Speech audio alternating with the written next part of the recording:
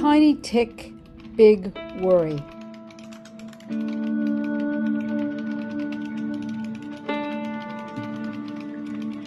Years ago, I helped write this cover story. Our reporting was accurate on Lyme disease. It's difficult to diagnose. A single course of antibiotics may not cure everyone, and it's spreading rapidly, infecting more than 500,000 people a year. But soon after we published, something happened. The medical community became dismissive of patients if they complained of symptoms after treatment with antibiotics. This huge epidemic went largely ignored.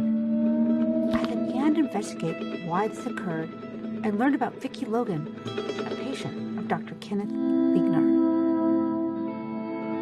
You only get a case like this once or two in a career. I mean, a case that is so incredibly well documented. All she wanted was to get well. All she wanted was treatment. And it's tragic that the treatment that she needed was denied her due to circumstances beyond her control. Why did she have to endure so much pushback? I became determined to figure out this puzzle.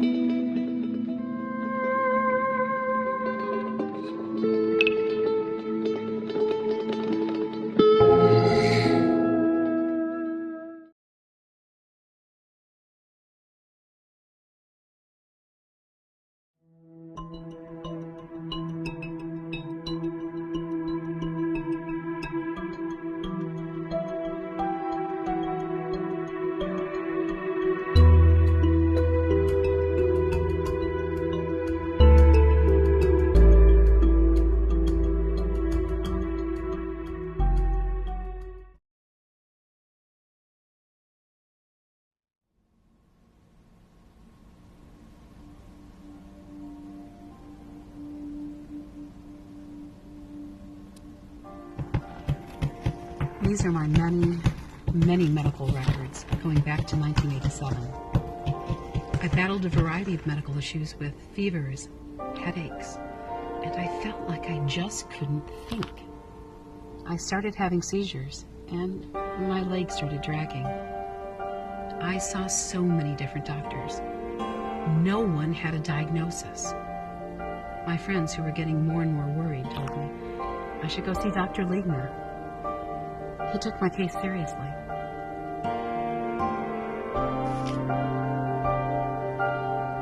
Vicki Logan had been referred to me by another patient around 1989. She had a chronic meningitis, meaning she had elevated white blood cells in her spinal fluid, and she had developed a gait disturbance where she tended to drag her foot. I studied Vicki very carefully for about a year. No one really knew what she had. All the tests for Lyme came back negative. But I also felt that I couldn't exclude that as a possibility, knowing that she had grown up in a community known to be heavily infested with ticks.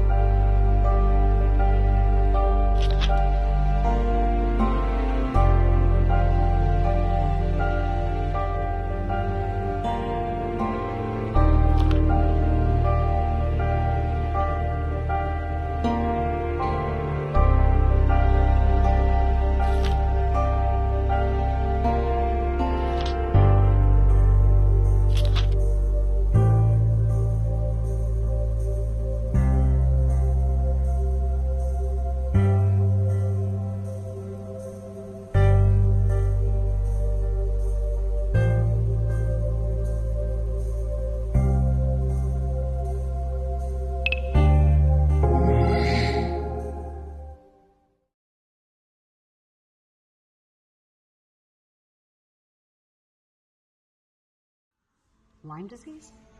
Barely anyone had even heard of it at the time. When I met Dr. Liegner, I had just won Westchester County Pediatric Nurse of the Year. I worked in the ICU, and I loved taking care of babies. My husband and I adopted a wonderful little baby of our own, Joshua. I was active and happy, but then my body and my life just fell apart.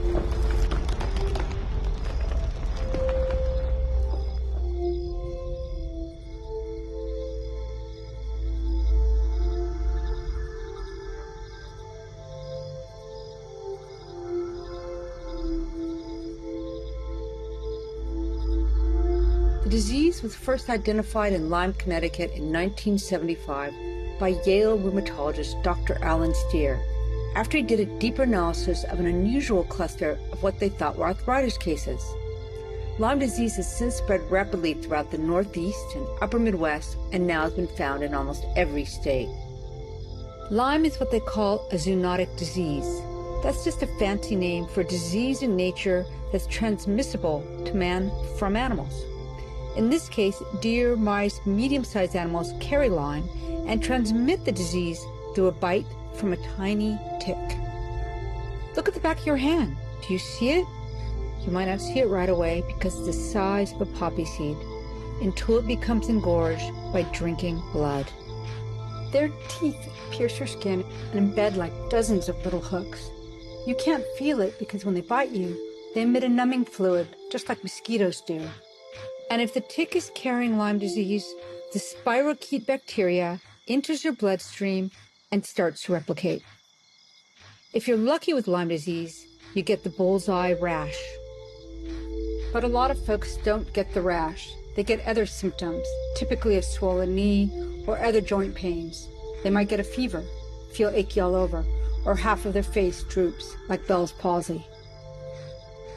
A doctor might recognize that these are possible Lyme symptoms and prescribe a course of antibiotics like doxycycline. And maybe it ends there, but too often it doesn't. I never noticed the tick that bit me, and I didn't remember seeing a rash.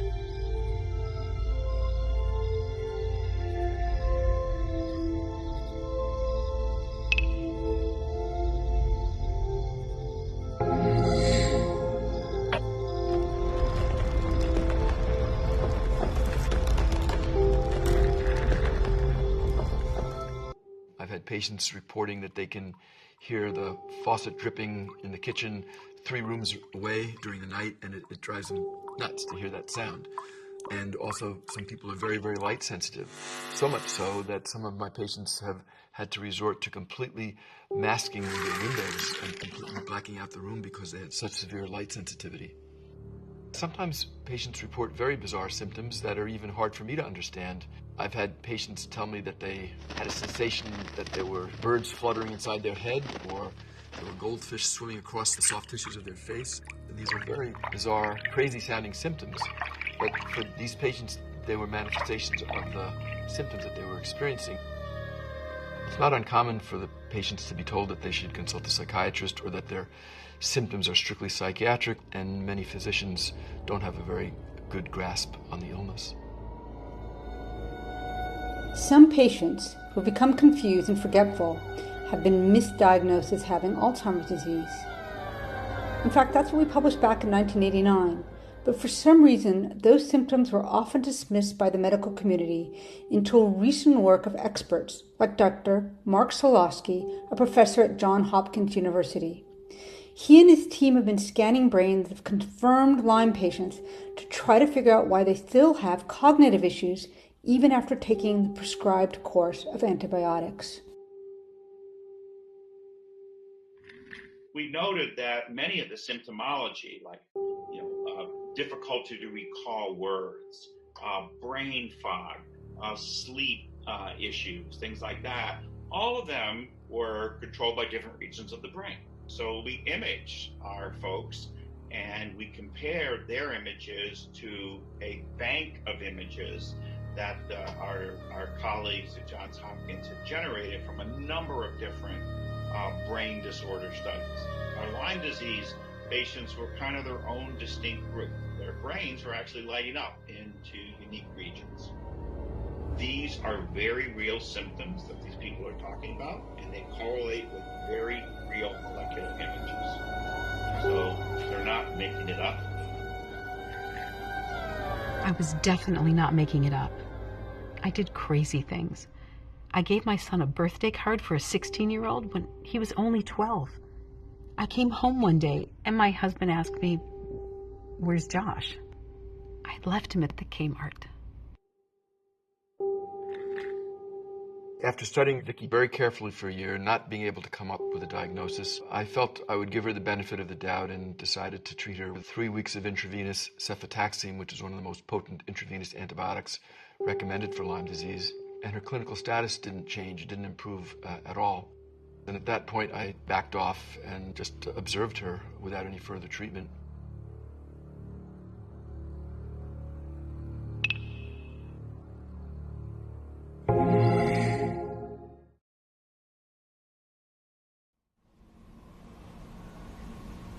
Seems like the CDC has good testing protocols in place. With Lyme, you can get 2 different DNA tests, depending on whether you think you were bitten within a week or whether you think it was longer. But it turns out the tests can still be inconclusive, leaving patients to endlessly chase their diagnosis.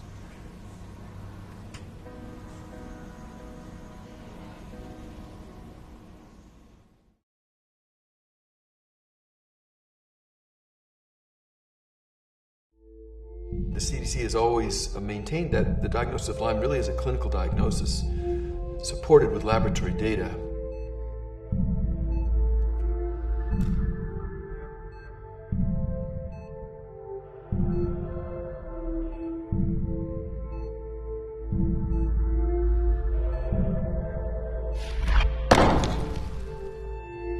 We've had many patients where the screening test was completely negative. Patients who have excellent histories of Lyme, who never developed a positive screening test.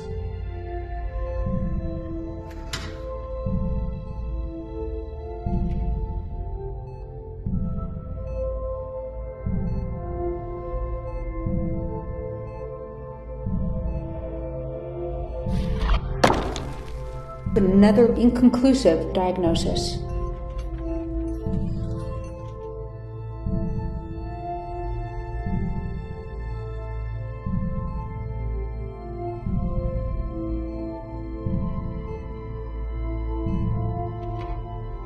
I had been introduced to folks from the Centers for Disease Control. They knew that I was evaluating patients who either did have Lyme or who might have Lyme, and they provided me with a culture media, something called Barber Stoner Kelly 2, which sometimes made it possible to culture live Lyme organisms. So when I performed the spinal tap in Vicky this time, which was December of 1991, I plunked a couple of cc's of her spinal fluid into BSK2 media and shipped it off to Fort Collins, Colorado, which is where the Vector-Borne Diseases Center was located.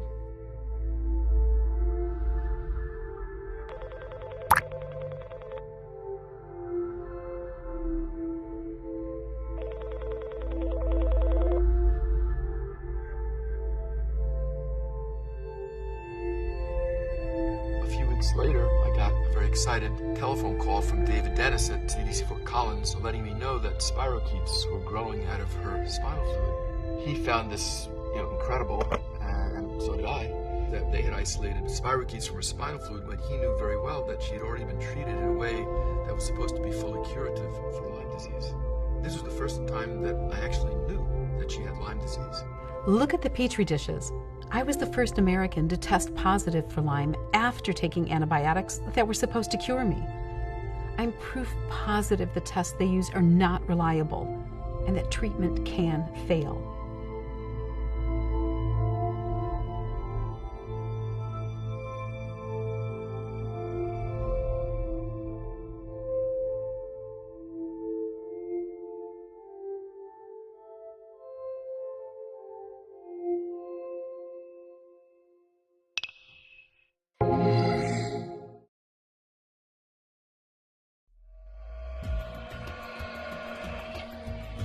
My story made it to the New York Times. Since 1987, Ms. Logan has battled headaches, fevers, fatigue, progressive paralysis, seizures, periods of dementia, and memory loss.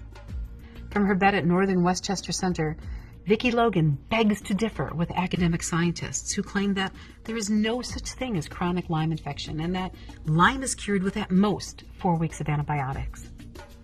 So many doctors miss the diagnosis or don't believe the patient.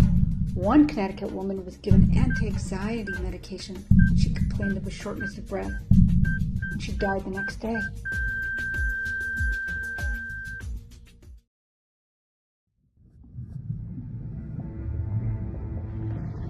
Hi there, I'm an Empire Blue Cross drone. Welcome to this Lyme disease simulation. Let's see what I can do to help you get healthy again. Let's work together to fight off this disease. The Borrelia spirochetes seem to be multiplying. Try smashing them with your fist.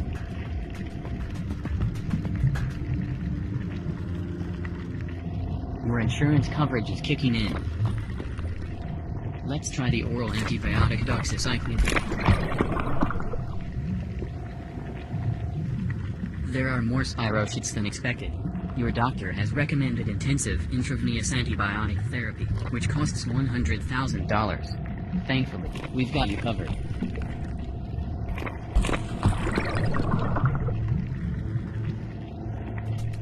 There are more spirochetes than expected. But don't worry, I'm here and I've got you covered.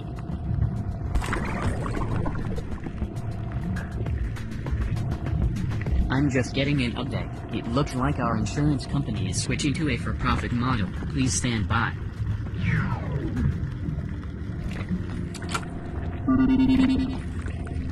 I'm sorry. Intravenous antibiotic therapy is now considered an experimental treatment, even though your doctor keeps ordering them. Your coverage has been denied. Not much I can do now. Maybe you can pay the $100,000 for the intravenous antibiotics out of pocket. Good luck. Thanks for staying insured with us. To speak to a representative, say representative.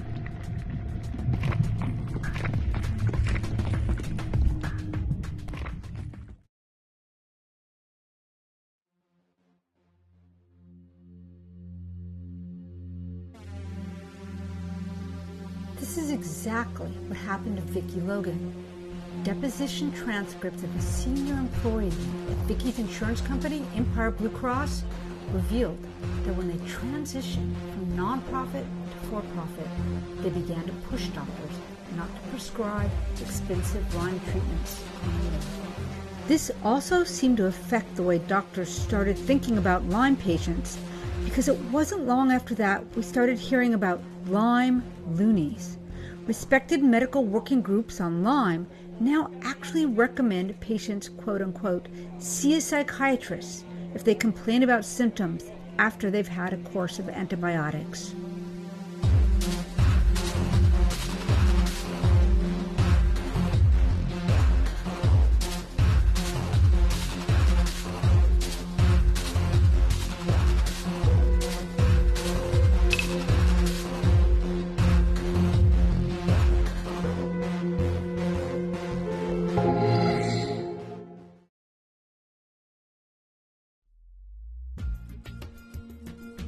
My insurance company claimed I didn't fit the CDC list of criteria for diagnosis. But really, my health problems were just costing them too much. My family didn't know who to believe or what to do. Was I crazy like the medical establishment was now saying? A Lyme loony? I was getting sicker and sicker. And my husband filed for divorce and for custody of our son. I didn't give him up easily.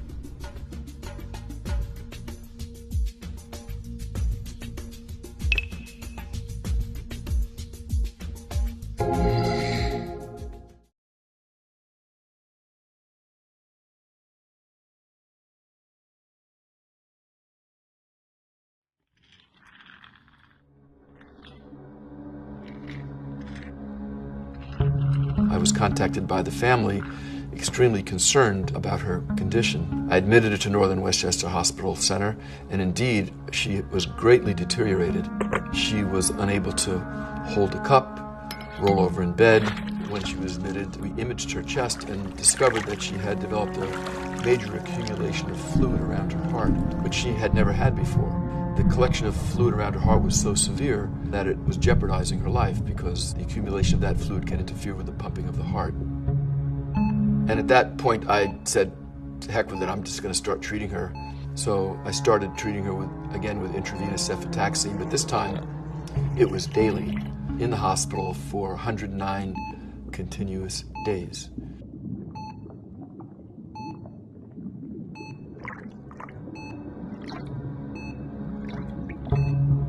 And with that, her condition dramatically improved. Her memory came back. The CAT scan of her chest, which showed that the pleural and pericardial effusions had resolved, and she was able to walk 500 feet with a rolling walker. And at that point, she was discharged home. Blue Cross Blue Shield denied reimbursement to the hospital for her entire hospitalization, which was about $200,000 worth of care. It turned out to be quite a complicated bureaucratic process. I was shunted from one bureaucrat to another, and that was the time that she sustained a series of 3 grand mal seizures, and with that was transported to the nearest hospital, a hospital at which I did not have privileges.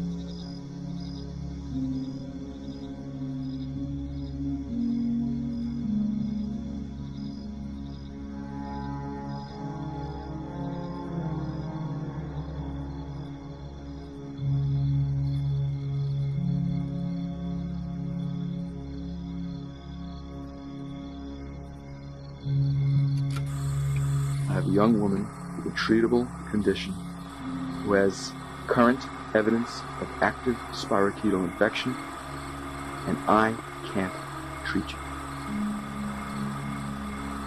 If I keep you in the hospital, it will bankrupt the hospital. Do you want to be treated? I am lucky. What do you want to live for? I am 15 years old. How old? 15. 15, that's Josh. Every time we've treated you appropriately and for an appropriate duration, there has been unambiguous, objective improvement, and when you are not treated properly, you deteriorate. Vicky, you want to take a couple of minutes to say anything from your own heart? I believe that for my hero, I do not breathe alive, enjoying life.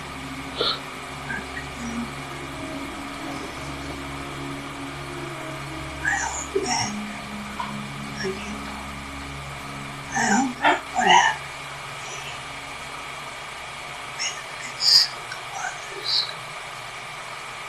who are never in the same situation.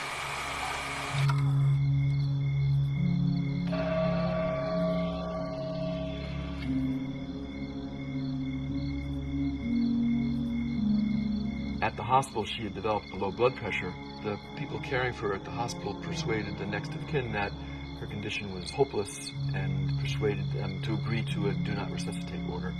So at that point, care for her was withdrawn, and shortly thereafter she passed away.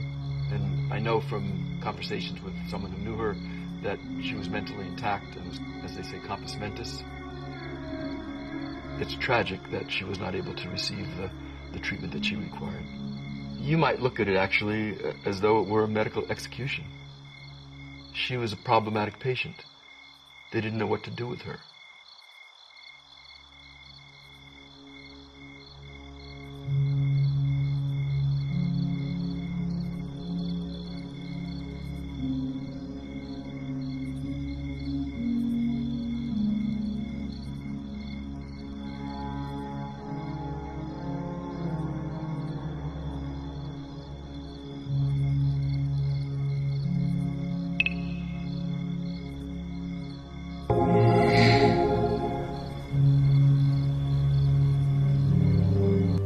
Vicky's story does not end with her death.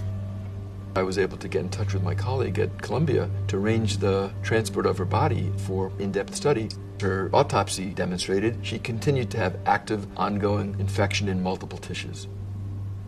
13 years after Vicky died, Dr. Leigner and Dr. Evasapi, an expert in the field of biomedical research, took another look at the autopsy slides.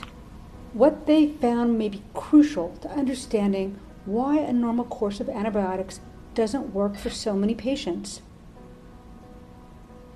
When we get Vicky Logan tissue from autopsy samples, we were able to use confocal microscopy to really look deep in those tissues and to see what we find.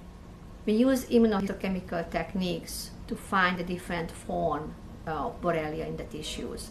When we looked at Vicky Logan's heart, brain, kidney, and liver, we were able to find evidence, not just the spirochetal form of Borrelia, but the very, very first experiment, we find something very surprising.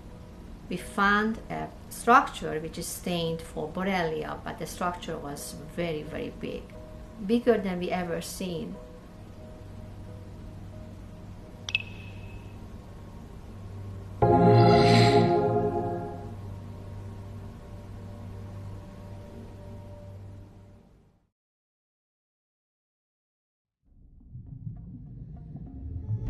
You're standing on the actual 3D model of Vicky's tissue.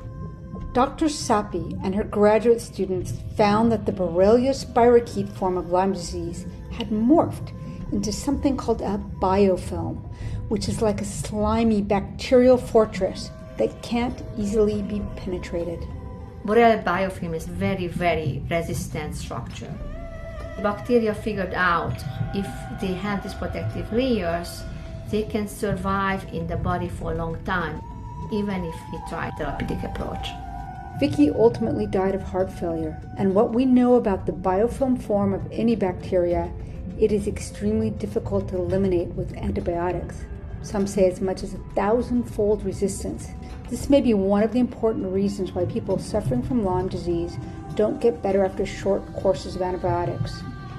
We are still learning from Vicky's case, and that's what she wanted. She hoped that her situation would benefit others.